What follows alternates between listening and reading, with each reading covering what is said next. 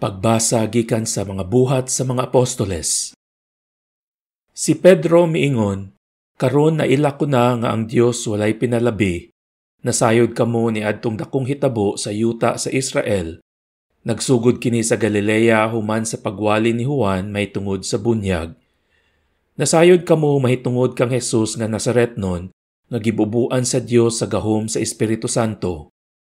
Miadto siya sa tanang dapit ug giayon niya ang tanang giyawaan kay ang Dios diha man kaniya.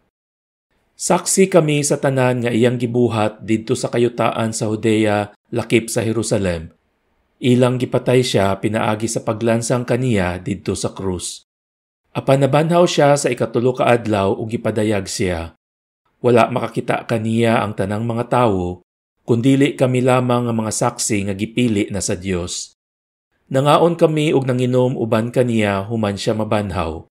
Ug gisugo kami niya sa pagwali sa maayong balita ngadto sa katawhan ug sa pagmatuod nga siya mao ang gipili sa Dios paghukom sa mga buhi ug sa mga patay.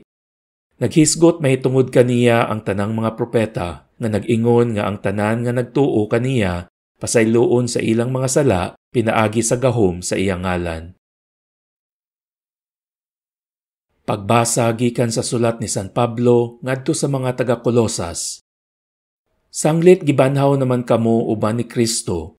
Tinguhaa ang mga butang nga atua sa langit diin naglingkod si Kristo sa iyang trono sa tuo sa Dios. Hunaunaa ang mga butang langit nun, dili ang yutan-on. Kay namatay na kamo ug ang inyong kinabuhi natago uban ni Kristo diha sa Dios. Ang matuod ninyong kinabuhi mao si Kristo. Ug inigpakita niya, makita usab kamo uban kaniya ug moambit sa himaya niya. Pagbasa gikan sa Ebanghelyo sumala ni San Juan.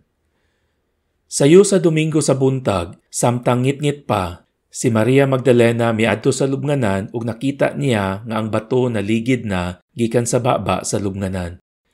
Midagan siya ug miadto kang Simon Pedro ug sa tinun-an nga gimahal ni Jesus. O giingnan niya sila. Gikuha nila sa lubnganan ang Ginoo ug wala kami mahibalo kung hain nila ibutang siya. Unya si Pedro ug ang laing tinun-an nangadto sa lubnganan. Nagdagan silang duha, apan ang maong tinun-an mas kusog nga midagan kay kang Pedro ug nahiuna pag-abot sa lubnganan. Mitikubo siya ug iyang nakita ang panapton nga lino, apan wala siya mosulod. Miabot si Simon Pedro sunod kaniya, ug midiretso siya ngadto sa lubnganan. Ug nakita niya didto ang panapton nga lino ug ang panapton nga giputos sa ulo ni Jesus. Wala kini mahitipon sa panapton nga lino kundili gilukot ug gilain pagbutang. Unya kadtong tinun-an nga nahiuna pag-abot sa lubnganan, misulod usab ug nakakita siya ug mituo.